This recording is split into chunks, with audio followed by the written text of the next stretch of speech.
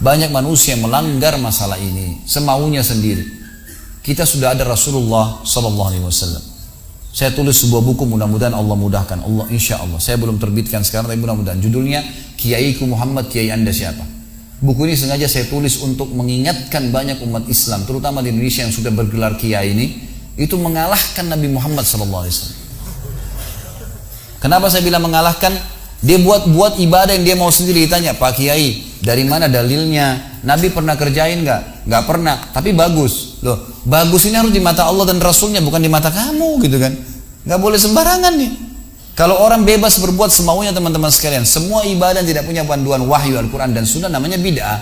Bid'ah itu apa? Ibadah yang dibuat-buat, gitu kan? Orang mau buat sendiri. Kalau Anda mau lakukan silakan, terserah. Tapi harus tahu, ada sabda Nabi SAW riwayat Imam Muslim yang berbunyi, Man ahdatha fi amrina hadha ma laysa minhu fahuwa raddun aw mardud.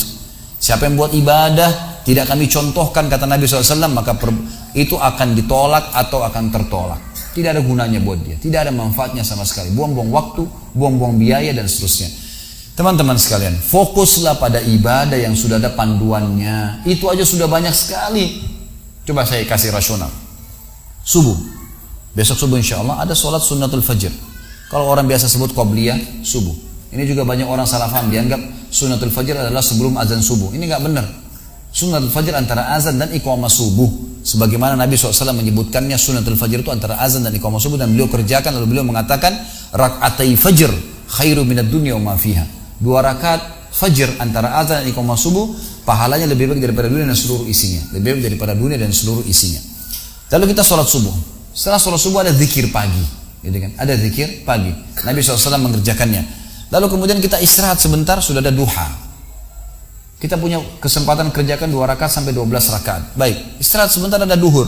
Ada qobliyah duhur 4, ada duhurnya 4, ada ba'da duhur 4. Kata Nabi SAW, siapa yang menjaga 4 rakaat sebelum duhur dan 4 rakaat sudah duhur, Allah akan haramkan baginya api neraka.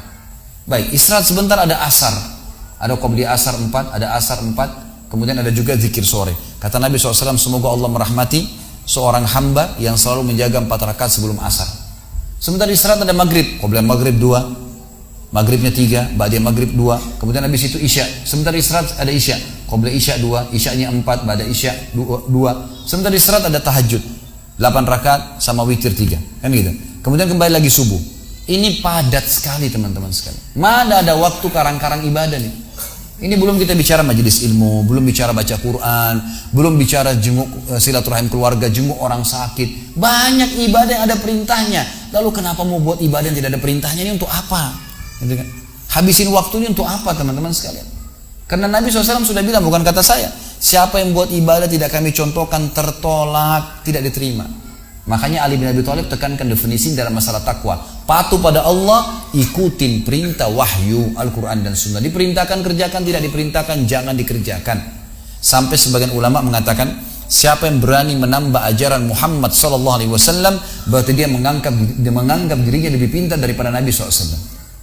Oh, Nabi sebelum meninggal sudah menjelaskan kepada kita, tidak ada sesuatu yang kalian butuhkan untuk masuk ke dalam surga dan selamat dari api neraka kecuali sudah saya jelaskan, kata Nabi. Gak usah ditambah, gak usah dikurangin, kerjaan itu saja cukup. Gitu kan? Jadi fokus di masalah ibadah sesuai dengan wahyu. Jangan pernah ragu teman-teman sekalian. Kalau ada ustadz atau ustadzah, kiai, habib, siapa saya depan anda lagi ceramah, kemudian dia mengatakan kerjakan ini, jangan ragu tanya. Maaf, ada ayatnya, ada hadisnya, ada dalilnya nggak? Biar kami benar nih kerjainnya, gitu kan? Jangan dikarang-karang. Kalau perkataan saya, perkataan guru saya ini nggak diterima dalam Islam. Kata Imam Malik rahimahullah, semua perkataan bisa ditolak, diterima kecuali pemilik kuburan ini. Ditunjuk kuburan Nabi Muhammad SAW. Karena kita punya standarisasi hukum. Muslim Afrika, Muslim bule di Eropa dan Amerika, Muslim Jazirah Arab, Muslim di Asia Tenggara, Melayu, sama saja. Selama syahadat, hukum halal haramnya sama, ibadahnya sama. Wong kiblatnya satu, Ka'bah, Tuhannya satu, Allah, Nabinya satu, Muhammad SAW. Ya kan, kitabnya Al-Quran sama. Kenapa harus ada perselisihan? Banyak orang salah paham. Oh, ada hadis Nabi ikhtilaf ummati rahmah. Dari mana hadis ini teman-teman sekalian? Hadis maudhu ini, hadis palsu. Ikhtilaf umatku adalah rahmat. Dari mana rahmat?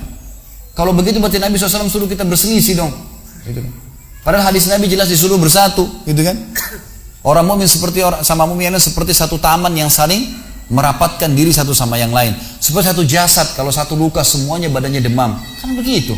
Bukan disuruh berselisih. Dan ini hadis sahih, ini malah hadis yang palsu. Bagaimana kita bisa pegang pada hadis ini? Maka belajar yang benar teman.